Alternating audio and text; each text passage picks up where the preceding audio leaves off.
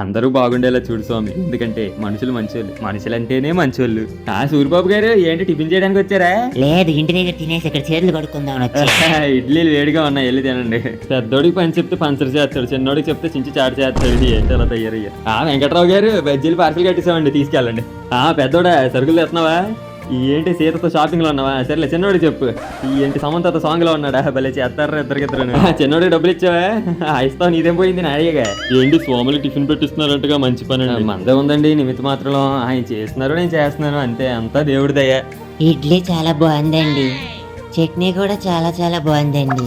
కొబ్బరి చట్నీ వేసుకోలేదండి అమ్మ, కొబ్బరి చట్నీ వేయండి, మన తోటలో కొబ్బరికి వెళ్ళితేనండి. బావుగారు కచ్చికాయలు తింటారా? కజ్జికాయల తర్వాత కానీ బిర్యానీ తిను. ఎందాక 50 రూపాయలకి తిన్నానండి. 50 రూపాయలకి అన్లిమిటెడ్ బిర్యానీ అండి ఇక్కడ, ఎంత తిన్నా పెడుతూనే ఉంటాం. ఎరా చిన్నాడా, సమంత షాప్కి వస్తానంటుందా? మరి చెప్పలేదా ఎక్కడ? మన శంకరమఠం వీధిలో సాయిబాబా గుడి లేదు, ఆ పక్కనే షాప్ కూడా ఉంటుంది. ఇక్కడ టిఫిన్లతో పాటు అన్ని రకాల టీలు ఉంటాయి, లెమన్ టీ, గ్రీన్ టీ, అన్ని రకాల టీలు ఇక్కడ దొరుకుతాయి. దాంతో పాటు 50 రూపాయలకి అన్లిమిటెడ్ బిర్యానీ, అంత తింటే అంత. అలాగే వచ్చేటప్పుడు 5 లీటర్లు సన్ఫ్లవర్ ఆయిల్ తెమ్మను, కాబోయే కోడలేగా పని నేర్చుకొని.